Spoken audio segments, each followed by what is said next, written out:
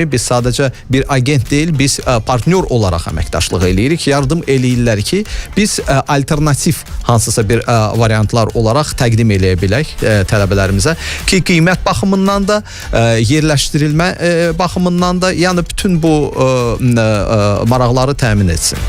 Biz məsələn o bir çox hallarda dedik ki, insanların, təhsil almaq istəyən insanların qarşısına çıxan ən böyük əngəllərdən, problemlərdən, həll olunmalı məsələlərdən də biri vizadır dedik. Bəs yaxşı, Malayziyada təhsil almaq istəyənlər necə? Əsasən hansı çətinliklərlə üzləşə bilərlər? Belə bir ehtimal var ki, tutaq ki, başqa ölkələrdə viza var, görürsən ki, insan qəbul olur, falan edir, amma niyəsə ölkə viza vermir. Belə şeylər başqa ölkələrdə olur. Malayziyada hansı çətinliklər ola bilər? Ehtimal var ki, bunlar ola bilər. Belə deyək, Malayziyada hələ ki biz işlədiyimiz zaman ümumiyyətlə belə bir problemlə üzləşməmişik. Onu demək lazımdır ki, biz artıq Malayziyanın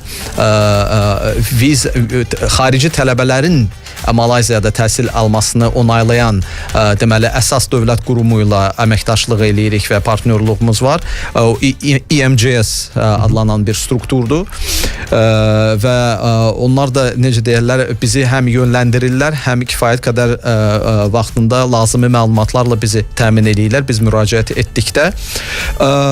Burada vacib amillərdən odur ki, Malayziya hər bir ölkədə adətə elədir. Yəni Malayziyanın qanunlarına hörmət olsun, Malayziyada olan şəraitə, necə deyirlər, şərait və kültürel olaraq o şəkildə yəni yaşansın. Bunu mən dedikdə nəzərdə tutmuram ki, orada nəsə güclə tətbiq olunur. Çox azad bir ölkədir, müsəlman ölkəsidir, amma orada 3 etnos birisiz yaşayır. Hindular yaşayırlar, Çinlilər yaşayırlar və Malayların özləri yaşayırlar. Çox gözəl bir ab-havada. Çox konfessiyalı ölkədir və bəli. Yəni hər bir kəs çox rahat yaşayır. Amma ki, məsələn, ola bilsin ki, indi bilməyəndə bir kəs ölkəyə hansısa dərmanlar götürəcək ki, indi öyrənib ki, bu dərmanlar mənə yaxşı təsir edir, filan xəstəliyim var. Bunu biz öncə bilməliyik və araşdırmalıyıq. Çünki ola bilsin müəyyən dərmanlar Malayziyada qəbul olunmaz olsun, amma onun əlbəttə ki, yerini alan digər dərmanlar var. Alternativləri var. Yəni narkotik kimi bu maddələrə münasibətdə çox sərt bir yanaşma var. Əks halda yəni ki, necə deyim sizə? Demək olar ki, tələbələrə problem olacaq heç nə yoxdur orada. Çünki demək olar ki, yoxdur. Həm bu mənada, həm də ki, bilirsiniz, hal-hazırda Qərbi Avropada bəzi trendlər cərəyan alır, yəni inkişaf edir. Mən adlarını çəkmək istəmirəm. Yəqin ki, bilənlər bilirlər. O trendlər ki, bizim gəncliyimizə, bizim növbəti deməli nəslimizə o qədər də yaxşı təsir göstərmir. Çünki ən azından bizim ənənənin də deməyəcəm, bizim kültürel olaraq, bizim mənəvi olaraq dayaqlarımıza qəti zidd olan şeylərdir. Bax, bu barədə Malayziyada heç nə rahat olmaq lazım deyil. Çünki orada demək bu məsələlərə də diqqət var. Ən gözəl bir şəkildə, yəni belə deyək, süni bir şəkildə xoşa gəlməz məsələlər yayımına imkan verilmir. Yəni sadəcə baş vermir və ona əslən ehtiyac da yoxdur. Çünki azad bir ölkədir. Əslində qeyd elədiklərinizin hamısı üstünlüyü oldu. Mən deyirdim, hansı problemlər yarana bilər. Sadaladıqlarınızın hamısı əslində tələbə həyatı yaşamaq istəyənlər üçün axtardığı və onların valideynlərinin də çox rahatlıqla övladlarını etibar eləyə biləcəyi bir mühitin olduğuna dəlalət eləyən məsələlərdir. Avropada təhsil alan tələbələri götürsək, əsasən o bəzi bürokratik proseslərdən, onların o deyək proseslərin ləngliyindən şikayət eləyirlər ki, əksər hallarda hansısa sənəd almaq üçün uzun müddət gözləyirlər, yaxud hansısa sənəd Azərbaycana göndərməlidirlər. Yəni bu bürokratik əngəllər deyək.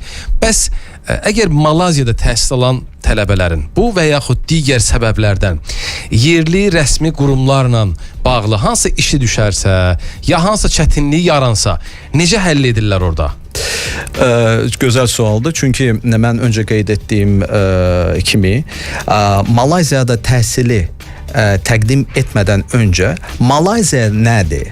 Nə üçün xaricdə təhsil və nə üçün məhz Malayziyada təhsil barədə biz məlumat verməliyik və veririk də. Çalışırıq ki, maraqlanan insanlar öncə bunu qəbul eləsinlər və bu arada biz bu məsələ ilə əlaqədar hətta tələbələri aparmışıq Malayziyaya və göstərmişik ki, özləri, valideynləri bu seçimləri edə bilsinlər.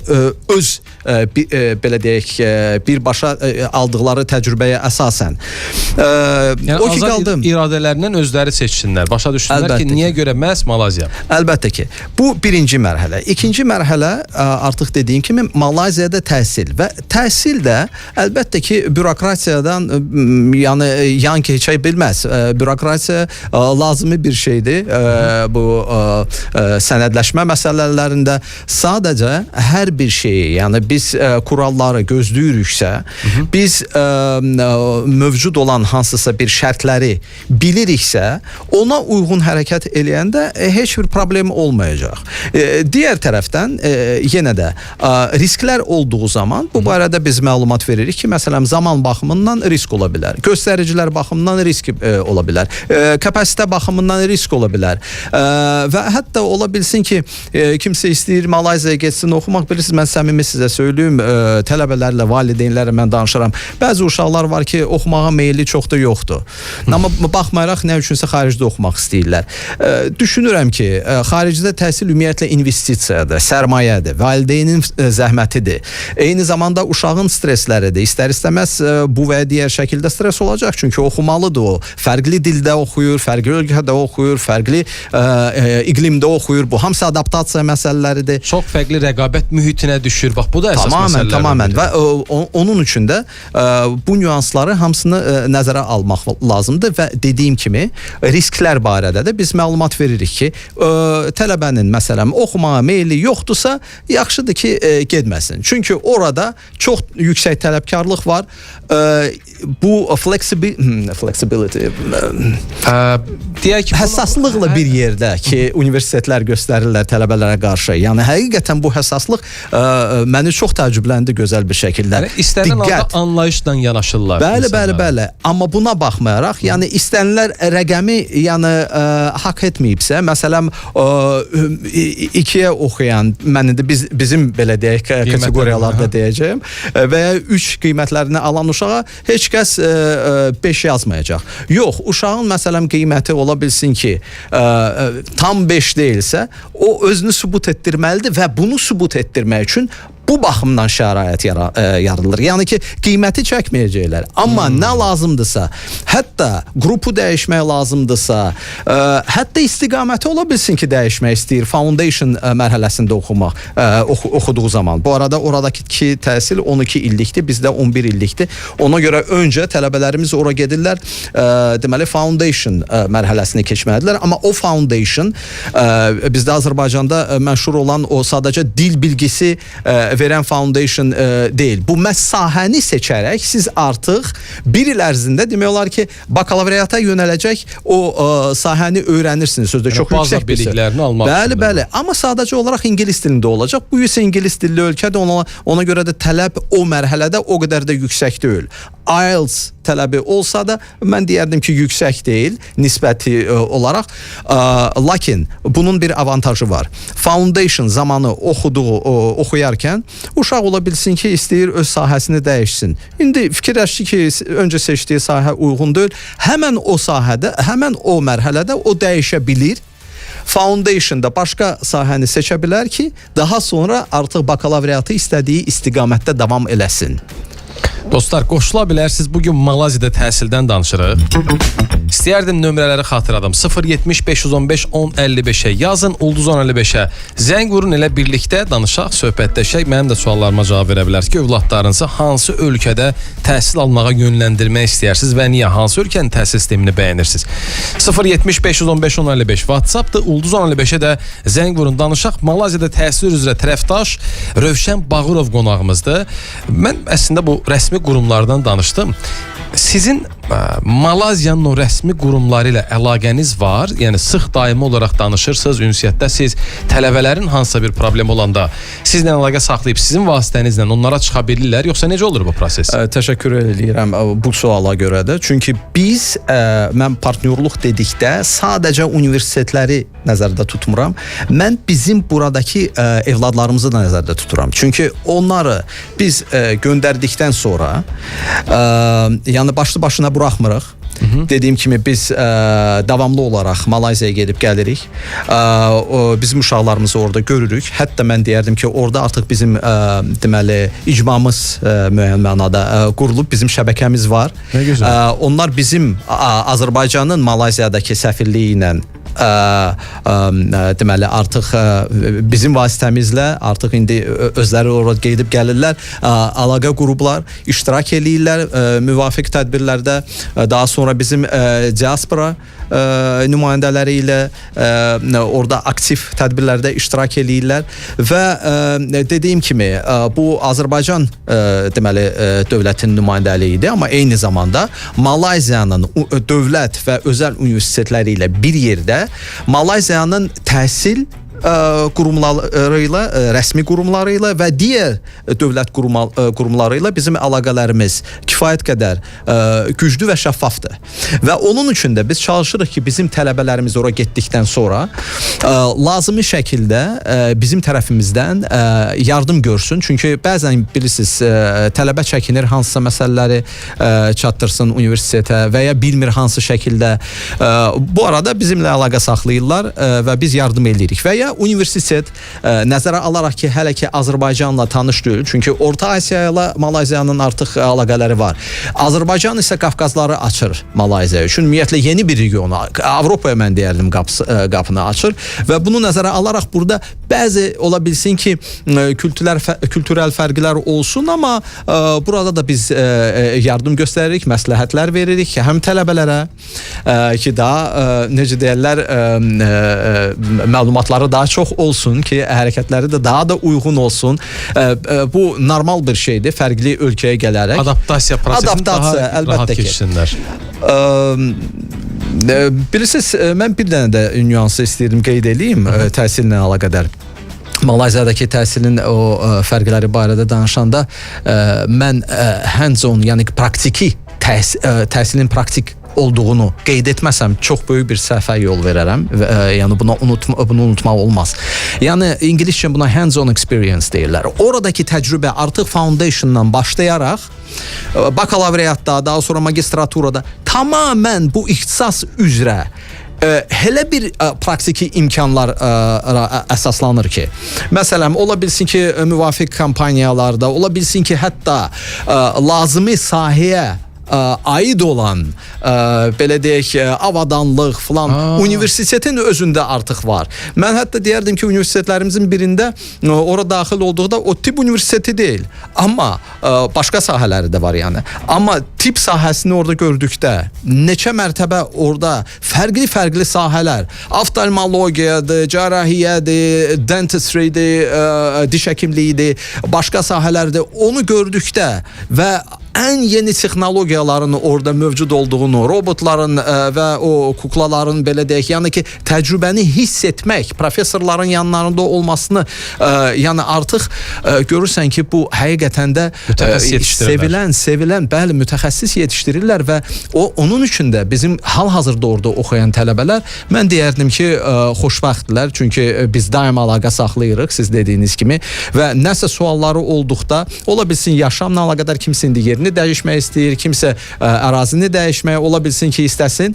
Amma ki, təhsillə bağlı bir dənə onu qeyd edə bilərəm ki, hələ ki mən narazılıq görməmişəm və onun üçün də düşünürəm ki, ədalətli olardı ki, bu pərdə açıq olsun və məlumatlar daim əldə edilə bilsin. Sevindirici haldır ki, bugünkü qonağımız Malayziyada təhsil üzrə tərəfdaş Rövşən Bağırov sizə Malayziyanın qapılarını açır. Bizim bugün abituriyent olan yaxud valideynlər fikirləşir ki, övladım gələcəkdə harda təhsil alsın. Çox faydalı məlumatlar verirəm də bizim bilmədiklərimizi, mənim özümə də maraqlı olan məsələlərə toxunuruq. Bugün siz də qoşula bilərsiniz. Ulduz 1055-ə zəng vurun, suallarımıza cavab verə bilərsiniz ya da bizə yaza bilərsiniz.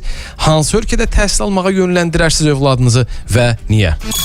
Siz ne düşünürsünüz? WhatsApp'a yazın. 070 515 1055.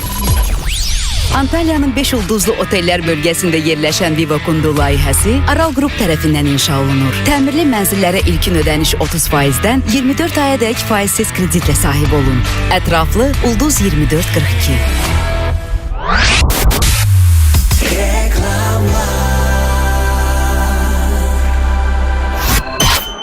Pulun üstüne 12% gelir gelsin istiyorsan, elə isə manatını Bankov Bakuya getir. İster 12, ister 18 aylık emanetin üzrə illik düz 12% gelir kazan. Bankov Baku ile pulun artsın, manatların çoxalsın. Ətraflı 145. Bankov Baku. Araz'da 30 yaşıl gün. 3 elektromobilden biri sizin olabilir. Araz müşteri kartı ile ettiğiniz her 30 manatlık alışverişte loteriyada iştirak şansı kazanırsınız. Bunun için alışverişin kassa qəbzindeki QR kodu okudu. Açılan pencerede məlumatları daxil etməyiniz kifayətdir. Her 30 manatlık alışveriş bir şans deməkdir. Siz harda, Araz orada. Palm Beach yaşayış kompleksi premial hayat üçün yaradılıb. Geniş ve təmirli mənzillər, şəxsi terasınızdan açılan əsrarəngiz mənzərələr, rahat kafe, unikal dizayna malik böyük hovuz, uşaqlar üçün oyun meydançaları, yeraltı dayanacaq, rahat həyat üçün daha nə lazımdır? Palmaların əhatəsində, yaşıllıqlar içərisində sizə özəl oazis. Palm Beach'də lüks həyat yaşamaq üçün 840 nömrəsinə zəng edin. Unibank'tan Əjdaha Lotereya.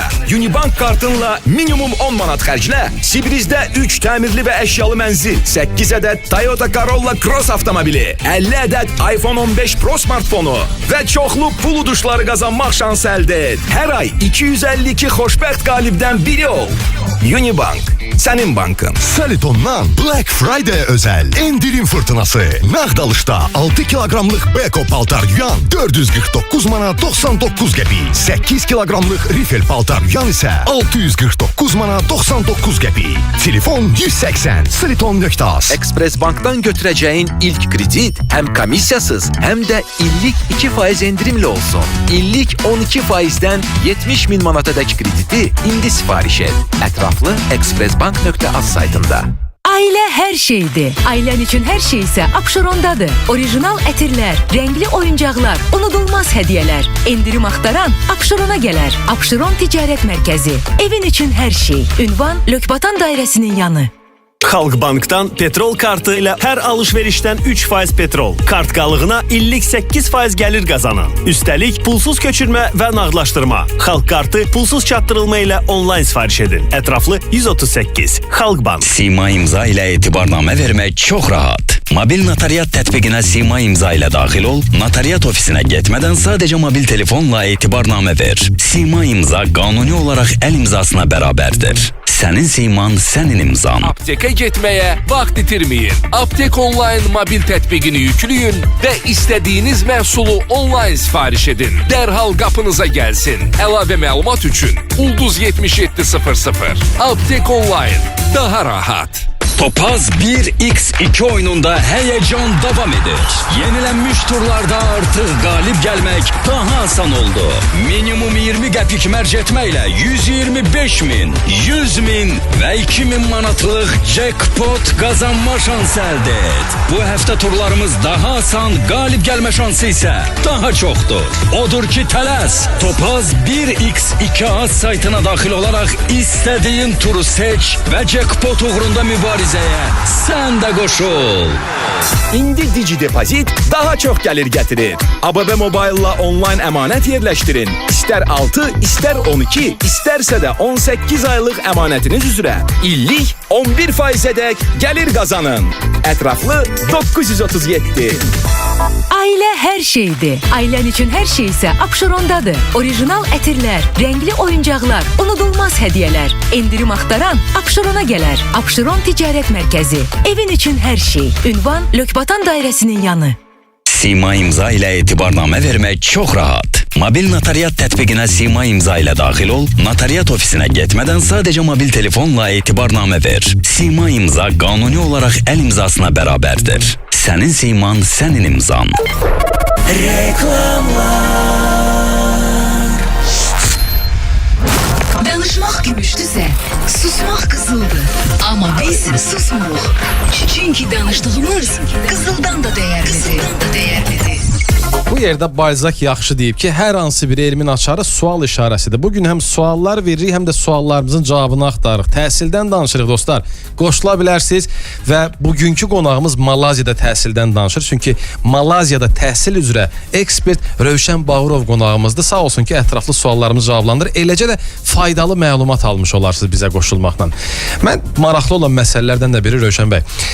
Biz bugün ölkə olaraq, coğrafiya olaraq insanımızın hamısını maraqlandıran daha çox o sənəd sübut məsələlərdir. Yəni diplom. Malayziyada Malaiziya təhsil alandan sonra ölkədə diplomu nə qədər tanınır, dünyada nə qədər tanınır və reytinq olaraq hansı yerlərdədir? İnsanlar, çünki dediyim kimi də baxmayaraq ki, sertifikatlaşma dövründə yaşayırıq, baxmayaraq ki, onlayn təhsil almaq kimi bir məsələ var, amma diplom kimi bir məsələdə insanlar çox belə qəti yanaşırlar ki, yox, diplom nə qədər tanınır, harda tanınır, təsdiqlətmək lazımdırmı, nə etmək lazımdır? Malayziyada təhsil və diplom, bu sualım budur. Müəyyən mənada bu önəmli məsələdir. Nə üçün müəyyən mənada? Mənim görüşümə görə öncə təhsilin özü əlbəttə ki, önə çıxmalıdır, amma nəzərə alaraq ki, bir çox insanlar sənədləri də, kağızları da önə qoyurlar və hesab eləyirlər ki, bu da çox önəmlidir. Əlbəttə ki, bu məsələni mən səsləndirməliyəm. Malayziyanın diplomları dünyaca çox böyük hörmət qazanan diplomlardır. Məsələn, yaxın şərqdə, xüsusən o körfəz ölkələrində Malayziyanın universitetlərini bitirən tələbələri belə deyək ki, həmən işə götürməyə hazırdılar. Əl-əl axtarırlar. Bəli. Və ümumiyyətlə Malayziyanı bitirən, Malayziyanın universitetləri bizimlə əməkdaşlıq eləyən, orada da bir çox universitetlərdir, bitirən tələbələrin 90%-dən çoxu qısa bir müddətdə, bəziləri yarım il, bəziləri daha qısa zaman ərzində işlə təmin olunurlar. Amma böyük göstərici odur ki, 90% işlə təmin olunur. Və onların sənədləri həm bizim ölkədə, həm də ki beynəlxalq miqyasda tanınır. Bir çox universitetlər ikili diplom verirlər, bunu da demək lazımdır. Double major dediyimiz məsələ. Yəni həm Malayziyanın, həm ola bilsin Amerikanın, həm Malayziyanın, həm Yaponiyanın və ya Avstraliyanın. Hələ orada xaricdə oxumaq imkanları da var. Yəni belə deyək, Malayziyada siz tutaq bakalavriatı oxuyursunuz, ilk 2 ilini siz oxuyursunuz Malayziyada, son ilini və ya son semestrin artıq bu iç kurallara baxır və seçimə baxır. Ola bilsin ki, bu və ya digər qərb və ya şərq ölkəsi seçilsin və onu da demək lazımdır. Mən deyəsən dilə gətirmədim ki, Malayziyada bakalavriatın davamiyyəti də fərqlidir. Normalda bakalavriat 4 ildir, bəzən olur hətta 5 il, Malayziyada isə 3 ildir və nadir hallarda 4 il. Magistratura orada yenə də daha qısa müddətdədir, 1 ilə. 1 il yarıma da var, yəni o universitetdən universitetə ola bilsin bir fərq var və bu önəmli bir məqamdır. Onun üçün bu tərəfdən də bu sərfəlidir, bilirsinizmi? Yəni vaxt itirməyəcəksiniz, bəli, onu da deməliyəm ki, müəyyən nüanslar ona aiddir ki, o tətillər uzun olmur. Məsələn, yay tətili Malayziyada 3 ay olmayacaq. Orada ola bilsin ki, 3 həftə olsun və 4 həftəyə qədər ola bilsin. Başqa bayramları il ərzində olur, Malayziyanın bayramları qeyd edirlər, o hamısı var. Lakin, belə deyək, təhsil prosesi çox intensivdir, çox dinamikdir. Təhsil proqramı ağır deyil sizcə? Məncə o yaxşı olardı ki, orada oxuyan tələbələr bunu desin, çünki o nə qədər intensiv olması ilə baxmayaraq, yanaşı olaraq çox maraqlıdır. Həqiqətən də çox maraqlıdır və o da cəlb eləyir əslində. Və siz diplom soruşdunuz. Bizdə Azərbaycanda Malayziyanı bitirən, indi Malayziyada o qədər də çox adam oxumuyub, amma o kəslər kim ki bitiriblər, dövlət orqanlarında işləyirlər və ya başqa beynəlxalq strukturlarda işləyirlər. Yəni Malayziyanın verdiyi diplomlar təqdirə layiq, hörmətli, sayğılı diplomlardır və Azərbaycanda da bu məsələ ilə əlaqədar heç bir problem yaşanmır. Elə sözünüzün qüvvəti Cənub-Şərqi Asiyada yerləşən və deyək ki, yerləşdiyi coğrafiyada ən sürətli inkişaf edən iqtisadiyyata malik ölkədir, deyərdim ki, Malayziya. Eyni zamanda coğrafi gözəlliklərdən gəlin danışaq. Təbiət baxımından da Malayziya turistlərin diqqətini cəlb eləyir, amma bilirsiniz necədir? Təhsil və o yaradılan imkanlardan başqa daha nələri vurğulamaq olar? Məsələn, bu coğrafi baxımdan ki, insanlar çünki gedəcəyi ölkə, oxuyacağı şəhər seçəndə bu şeylər də fikirləşir ki, tutaq ki, Almaniyanın filan şəhərinə keçəndə, nə bilim, bir 5 ay evdən çölə çıxılacaq hava olmur. Kanadaya gedəndə filan əyalətdə oxuyanda o qədər soyuq olur ki, ümumiyyətlə nə təhsil almağa həvəsin qalır, nə bilim, nəyə həvəsin qalır. Bu işlər necədir Malayziyada? Ümumiyyətlə Malayziya deməli təhsillə bir yerdə, əlbəttə ki, bu cəzb edəcə bilək məsələləri də nəzərə alır. Və hətta mən deyərdim bizim universitetlərimizin biri, təəssüf ki, mən indi göstərə bilmirəm, yəni bizim dinləyicilərimizə elə bir şərait yaradıb ki, yəni universitetin yanında görürsünüz orada vulkanlar var, laguna var, zoopark var, yəni çox gözəl bir mənzərədir. Amma bu bir balaca bir belə deyək ki, naxışdır. Çünki universitetlər də fərqlidir, məqsədləri də fərqlidir. Ölkə olaraq siz dediniz. Birincisi, orada mövsüm bir dənədir, yaydır. Hər bir zaman yaydır və soyuq, isti paltar almaq ehtiyacı olmayacaq. Adamın oxumağa getməyə gəlir. yəni hər bir zaman elədir. Amma digər tərəfdən də siz soruşa bilərsiniz ki, yəqin ki, çox istidir. Bilirsiniz, mən ilk dəfə ora getmədən öncə, çünki mən deməli Malayziyanın qonşu ölkələrində olmuşam. Orada nə qədər isti olub olmamasını bilirəm. Lakin Malayziya getdikdə mənə dedilər ki, orada kifayət qədər istidir, 40-dan yuxarı mənə dedilər ki, temperatur olacaq. İnanırsınız, mən oraya artıq yəni davamlı gedib gəlirəm. Hələ bir dəfə, yəni hər dəfə mən ora getdikdə temperatur 37-38 maksimum dərəcə olur. Axşamlar hətta 26-27 dərəcə, məsələn, yağışlardan öncə çox sərin, hətta 25 dərəcədə mən orada izləmişdim. Yəni heç də bizə zidd deyil. Amma oranın bu temperaturu da, iqlimi də mən deyərdim bizim yaydan çox da isti deyil. Sadəcə ola bilsin ki, bəzi regionlarda rütubət daha çox olsun, bəzilərində daha az. Azərbaycanlıların ürəyincə olan bir xəbər idi ki, bu soyuq deyil. Biz niyəsə mənə elə gəlir ki, soyuq sevən xalq deyilik. Daha çox istidən xoşumuz gəlir. Yavaş-yavaş yekunlaşdırıq əslində söhbətimizi. Son olaraq bizim dinləyicilərimiz Malayziyada təhsillə bağlı, ümumiyyətlə övladlarını gələcəkdə xaricdəki təhsilə yönləndirmək istəyənlərin bilmək istədikləri var. Bilməli olduqları var. Yekunda gəlin bunu da danışaq. Bu arada çox sağ olun ki, bu qədər faydalı məlumatları bizlə də bölüşürsünüz və eləcə də xalqımız, insanımız gələcəyimiz üçün fəaliyyət göstərsin bunların hamısını deyəndə.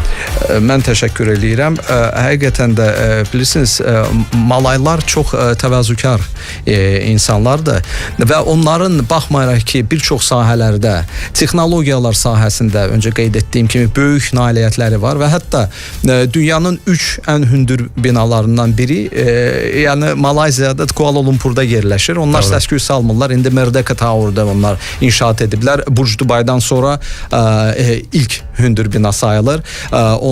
Və ya binalardan biri Petronas Towers Burj Dubaydan daha əvvəl neçə il dünyanın ilk pilləsini tutmuşdu. Bəli.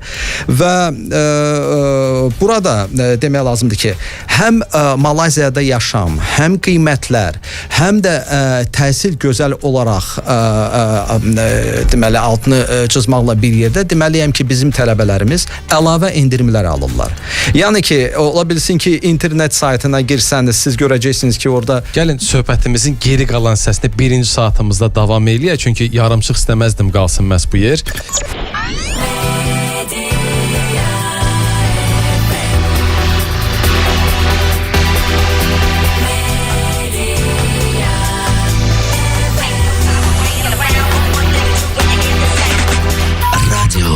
Media FM.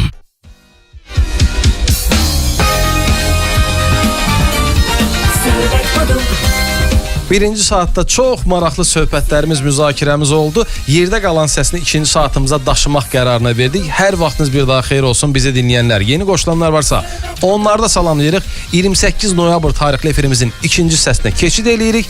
Yeni qoşulanlara qonağımızı, studiyamızın ekspertini təqdim edib. Malayziyada təhsil üzrə ekspert Rövşən Bağırov bizim qonağımızdır. Tərəfdaş olaraq həm də Malayziyada təhsili bizə təqdim eləyir. Söhbətimiz yarımçıq qalmışdır Rövşən bəy.